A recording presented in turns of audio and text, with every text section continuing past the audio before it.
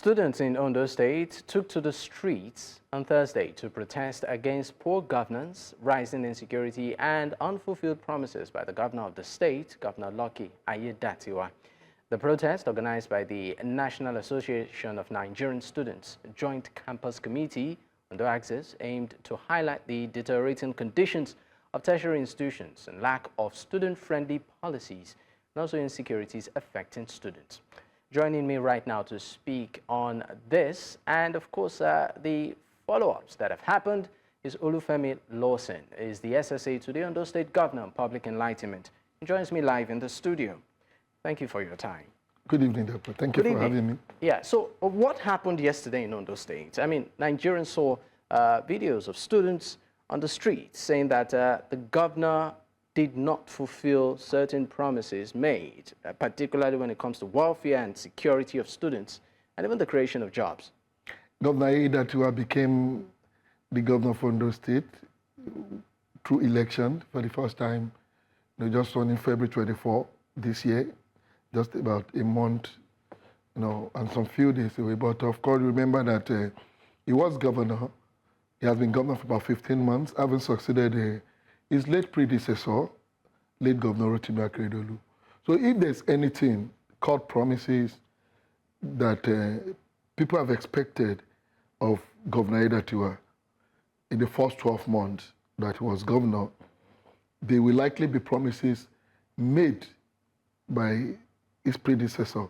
Why do I say this? When he assumed position as the governor December 27, 2023, after the unfortunate demise of Governor Lucky Aiyedatiwa, it was very clear about the fact that he was coming to complete the tenure of Governor Lucky Aiyedatiwa, to complete the already set agenda.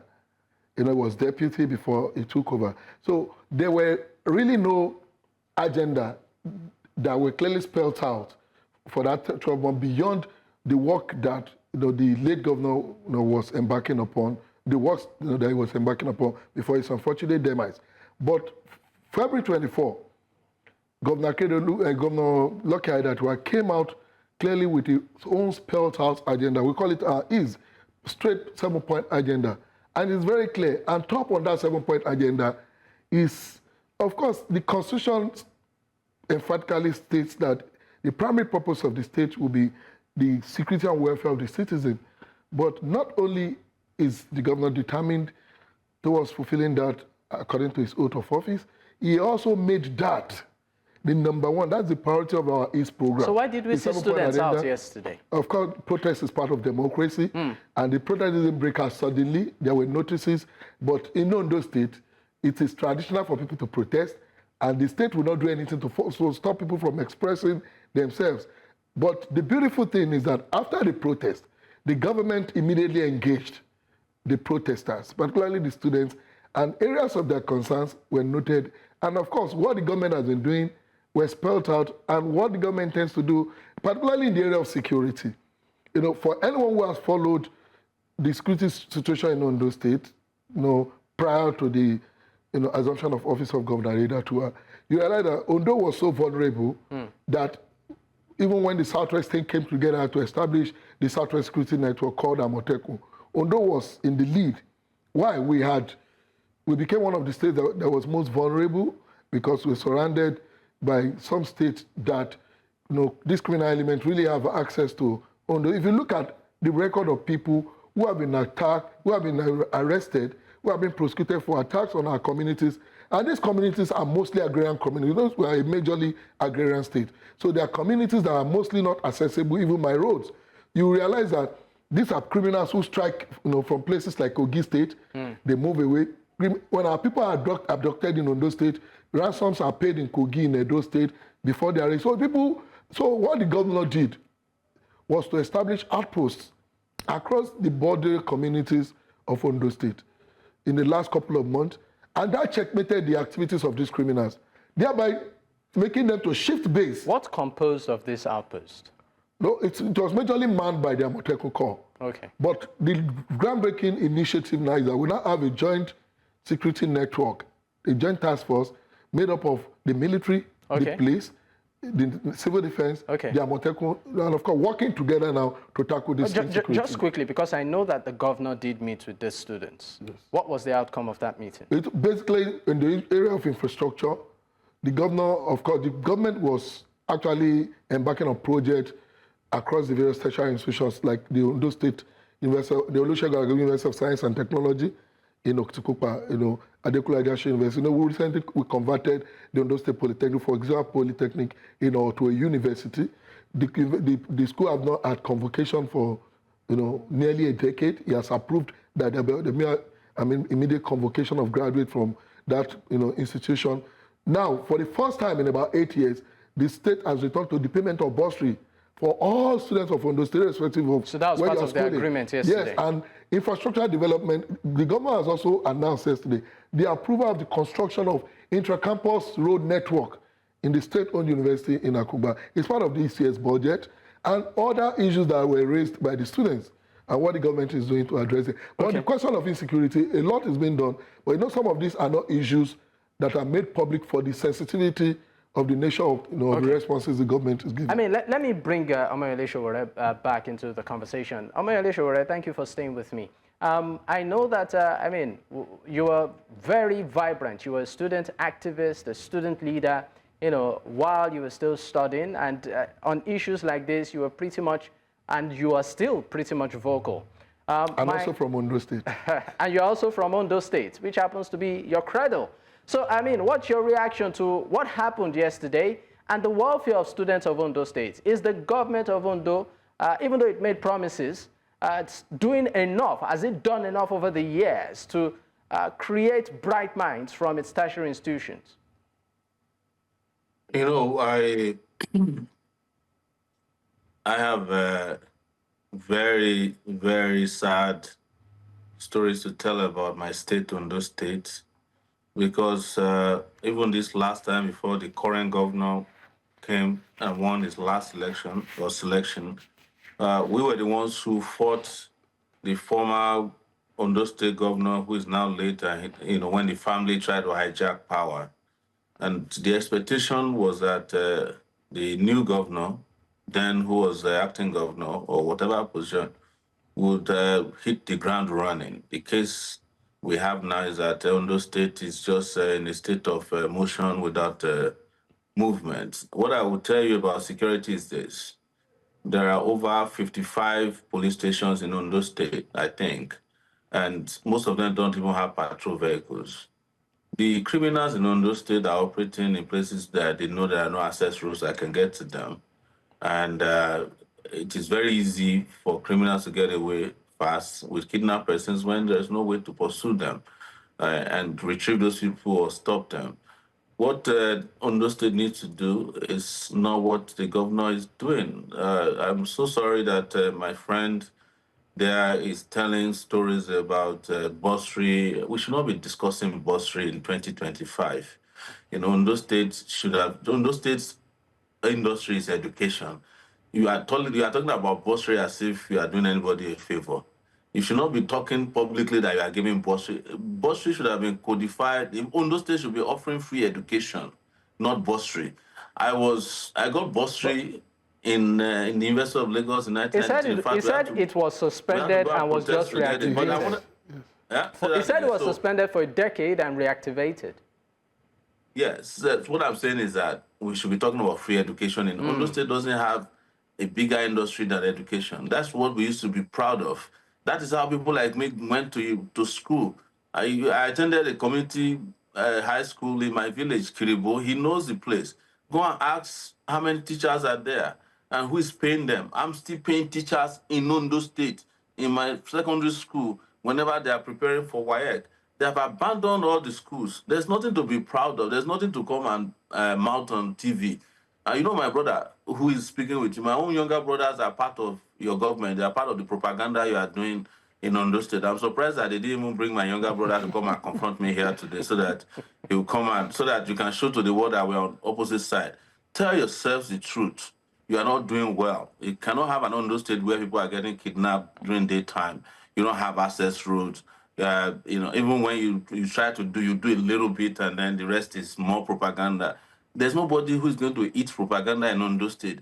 Tell your governor to hit the ground running. When I went to Akure to campaign for him to become governor, when Akeredolu's wife was holding him to ransom, I told him that he will never hear from me again on his side, because his name is Aiyedatiwa, and I said it in Yoruba, I said Aiyedatiwa, and it's now up to him to make the world a better place.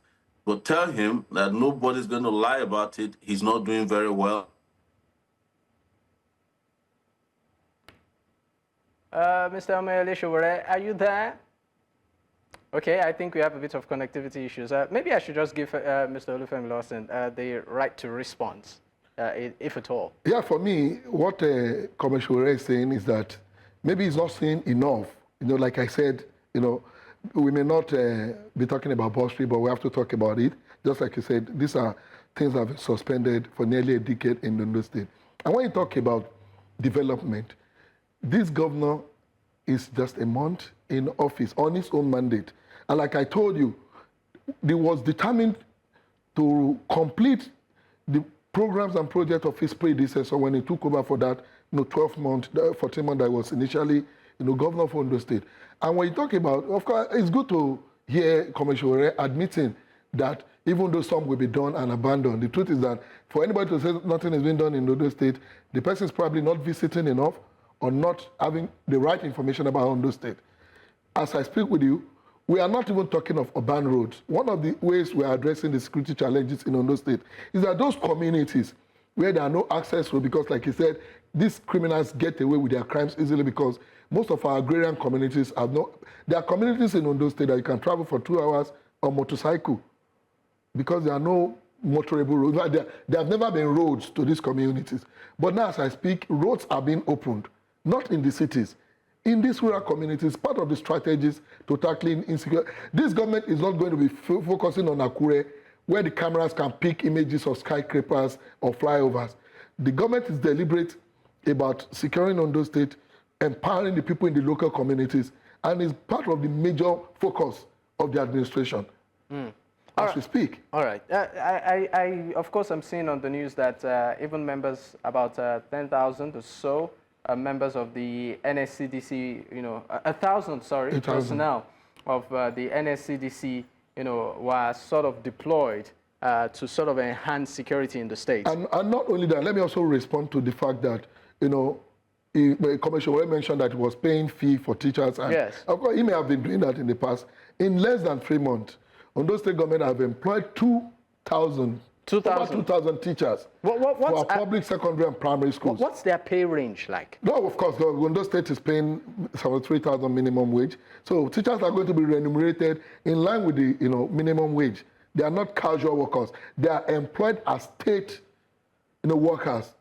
Over 1,000 for our primary schools, over 1,000 for our secondary schools, and more. So Ondo State meets up with the 73,000 minimum wage? Definitely. Ondo State was among the first states to approve the new minimum wage as approved by the National Assembly. So in the area of education, although of course our pride is about education, and the government now is determined, because you can't just jump and begin to pick infrastructures, develop universities when the foundation is destroyed. So now we are not just focusing on the tertiary institutions, on the tertiary education.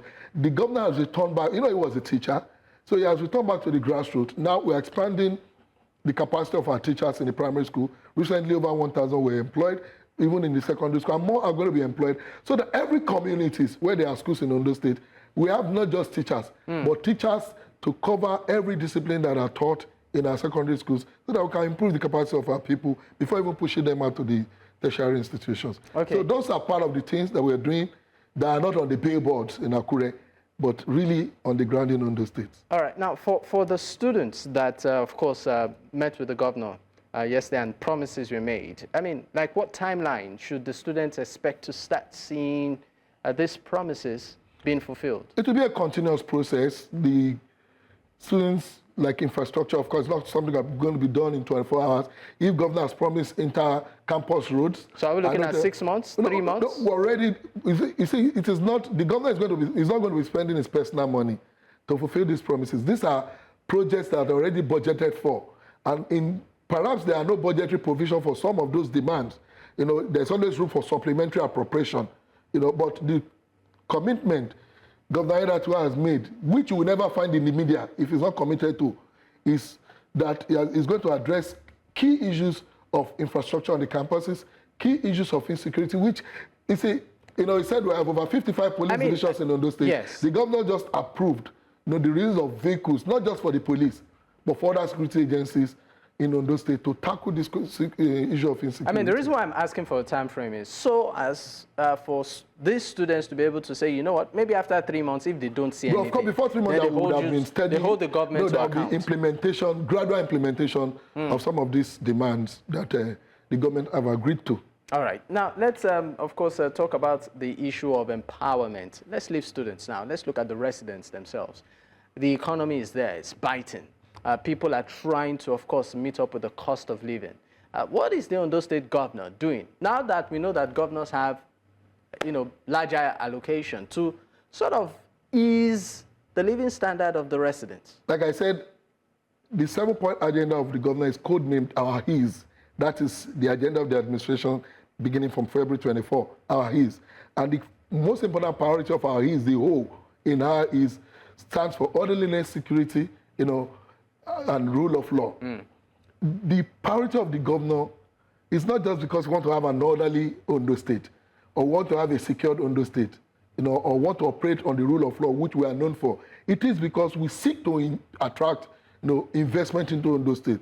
As I speak with you, we are going to be having a landmark, intervention in the Araromi, since we have the longest coastline of the Atlantic here. So the government is doing everything because the government cannot single-handedly employ and empower over 4 million citizens. It does not have the job, you understand? But what the government has a duty to do is to provide that environment that will attract private investors, that will attract investment into Ondo State, that will give jobs to our people. When you are bringing private investors to invest in agriculture, only yesterday over 10,000 hectares of land were secured for farming in Ondo State in some communities in the southern part of it. So those are what locations in Ondo State? Yes, that's in really local government, the southern part of the state. So what the government is doing is very deliberate.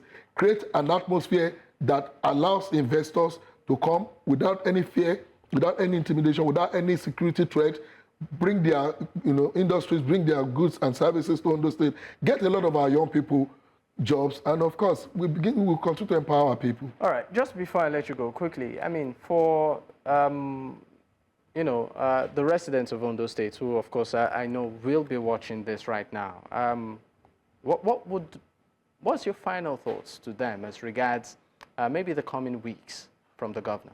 Well, I think for now, the governor is very committed and he has taken deliberate steps at addressing the question of insecurity. Like I said, now we are even penetrating those agrarian communities. These security issues are not within our cities. They are perpetrated by criminal elements who understand our terrain. So now, beyond where the network of roads can get to give access to security operatives, now the government is grading into those agrarian communities, grading into the rural communities to give access, and beyond where we have had outposts in the past, mainly in the fringes of our border with Edo and Kogi State. Now the governor has ordered, the establishment of these security outposts in, some of these local communities, rural communities in Akure North and some other places where there are issues of insecurity, and they are taking off in earnest. All right. But on the question, I want to assure the people of Ondo State that the governor is committed. It is his priority on our East agenda to ensure orderliness, security, and rule of law in Ondo State, and that will be achievable. Okay. I think we, of course, have been trying to see if we can connect back with Omoyele Sowore, but I guess we were unable to do that. But many thanks for joining. Mr. Omoyele Sowore, of course, is the convener of Revolution Now movement. It's been a pleasure. Also, thank you so much, Mr. Olufemi Lawson. Thank you for having me. The Ondo State Governor on Public Enlightenment. My It's pleasure. been a pleasure.